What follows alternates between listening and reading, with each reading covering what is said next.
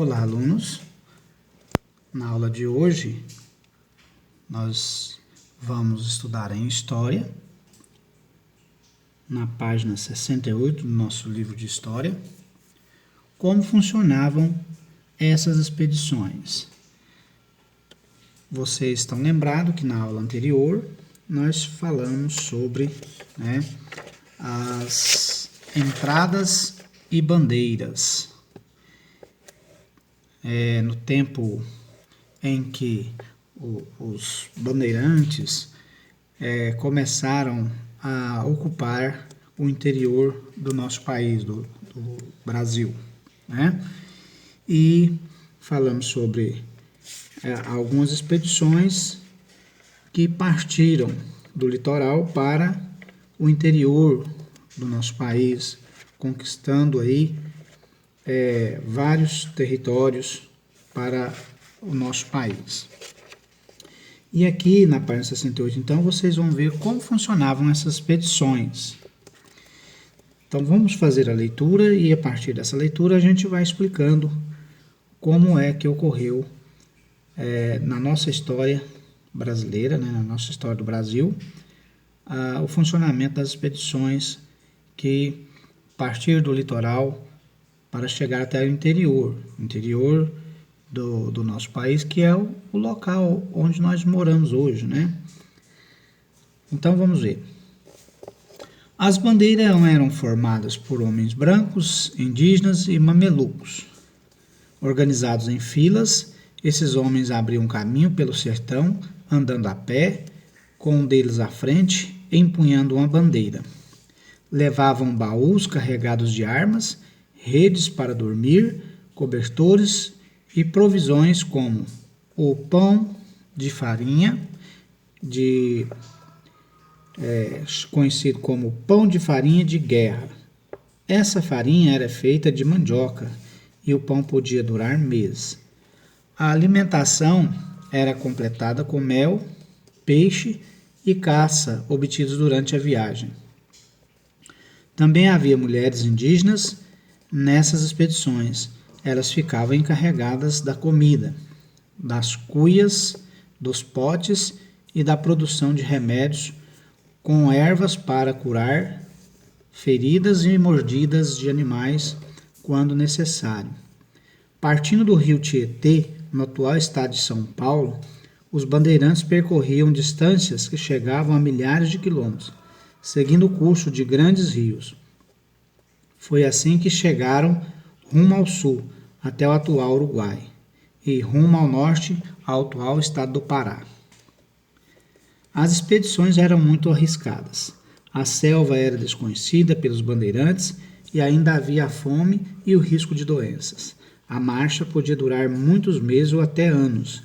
Antes de partir, os sertanistas pediam proteção nas igrejas e deixavam suas casas sob o comando das mulheres da família. Vocês têm aí alguma explicação sobre a palavra mamelucos, Mamelucos aqui, significado: quem nasceu da união de branco com indígena. Então, aqui nós temos a imagem de Domingos Jorge Velho, que é uma imagem, uma pintura, feito pelo artista Benedito Calixto, em 1903, óleo sobre tela. A medida dessa pintura aí é de aproximadamente 1,40 m por 1. Domingos Jorge Velho foi um bandeirante. E aqui mais embaixo nós temos outra pintura, que é conhecido como Pouso de Monção no Sertão Bruto. E essa pintura é de Aurélio Zimmermann, cerca do ano de 1900, a partir de desenho de Hércules Florence, óleo sobre tela. Esse quadro aí é um pouco menor do que o de cima, Esse aí tem 1 metro por 1,35 m. Quase a mesma medida do outro, só que esse aqui no sentido retrato e esse outro aqui no sentido ou melhor, esse aqui no sentido paisagem, esse aqui no sentido retrato, né? Na página 69, qual era o objetivo dessas expedições?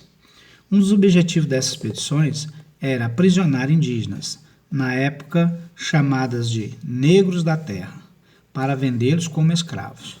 Uma das táticas que utilizavam era atacar as missões jesuíticas, pois era mais fácil capturar os indígenas já catequizados e reunidos em um mesmo local. A mão de obra indígena era utilizada em diversas tarefas. Então, veja as tarefas que eram divididas aí, então, pela mão de obra dos indígenas. Uma vez escravizados, né, quando os bandeirantes iam e escravizavam os índios, eles eram submetidos a todo tipo de trabalho, nas lavouras, na derrubada das matas, no preparo das roças, nos engenhos, nos moinhos, nas casas, no transporte de mercadorias, equipamentos e alimentos, na construção de casas e edifícios, na caça, na pesca, no combate a outros povos. Então, os indígenas, quando era capturado pelos bandeirantes, eram colocados ao serviço da coroa portuguesa. E isso demandava muito trabalho, muita conflito, né, entre bandeirantes e esses indígenas, mas era dessa forma que se conquistava o sertão. Para conquistar o sertão, era preciso, então, ter muita coragem para desbravar esse interior do nosso Brasil, e a tarefa era difícil porque foi uma época em que nós não tínhamos, né, uma forma tecnológica, tinha que ser a pé mesmo, tinha que ser cortando as florestas, atravessando rios. Então, era um trabalho feito por esses bandeirantes muito difícil e de aventura, né? E a partir daí, então, vocês conhecendo, então, o funcionamento dessas expedições, vocês podem fazer as atividades dessa página aí, na página 69.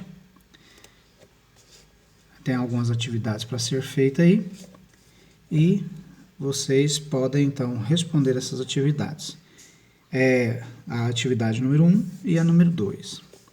Mais embaixo aqui nós temos falando sobre outras expedições, né? Falando sobre os tropeiros. Quem eram os tropeiros? Os tropeiros abasteciam o interior do Brasil.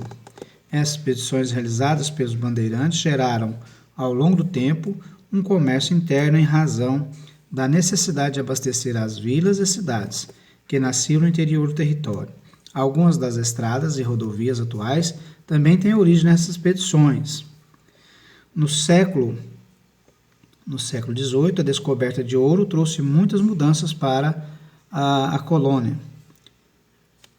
Só no ano de 1711, 3 novas vilas foram criadas na região das Minas: Vila Rica de Sabará, Ribeirão do Carmo, atual Mariana, e Vila Rica, atual Ouro Preto. Só lembrando vocês, alunos, que essa região aqui de Carmo, né, Ribeirão do Carmo, que hoje chama Mariana, foi um local de grande mineração e que tivemos uma catástrofe ambiental por causa dessa mineração. Na página 70, os tropeiros foram responsáveis pelo abastecimento de todo o mercado do interior do Brasil. Eles viviam de tropear, ou seja, de comprar e vender diferentes tipos de produto, que eram transportados por comboios de mulas, conhecidos como tropas. Na lista dos produtos mais comercializados estavam sal, carne, armas, escravizados, vestimentas, calçados, animais, tabaco e cachaça. Instrumentos de trabalho utilizados na mineração e nos engenhos também eram comercializados. Em suas viagens, os tropeiros percorriam o interior do Brasil, interligando lugares isolados. Em razão desses trajetos, nasceram os pousos dos tropeiros e um movimentado comércio que deram origem a diversas cidades no interior do Brasil. Leia o texto a seguir sobre a importância do trabalho dessas pessoas na época. Então, nós temos aqui esse texto falando sobre a importância desse trabalho. Sertanejos, guascas e tropeiros estiveram por trás do funcionamento de engenhos de açúcar, do desenvolvimento das atividades mineiras e do abastecimento do interior do Brasil.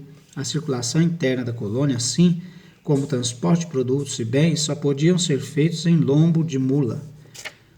A dívida do sertão, em relação ao tropeiro, estendeu-se até a chegada do trem, na segunda metade do século XIX.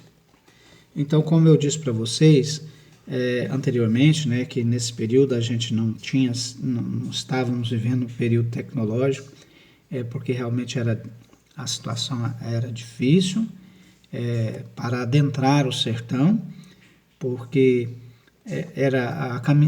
o caminho a se fazer não tinha estradas, tinha que passar por, às vezes, algumas florestas, atravessar rios, não tinha ponte, e também era a pé, não tínhamos carro, né, para fazer esses trajetos. E com esse desbravamento, então, feito pelos tropeiros, pelos bandeirantes, muitas rodovias que nós temos no nosso país hoje tiveram nome em homenagem a esses desbravadores. Por exemplo, aqui no estado de Goiás e até mesmo em São Paulo, nós temos a Via Anhanguera, que foi uma homenagem aos bandeirantes, ao Anhanguera, que depois nós vamos falar mais na frente sobre, conhecer um pouco sobre a história desse Anhanguera, que foi um dos bandeirantes que desbravou o sertão goiano, ok? E na página 71 também nós temos algumas atividades para ser feita. Então vocês vão fazer a partir daí a atividade da página 69 e 71, a partir das informações desse texto aí, ok? Até breve.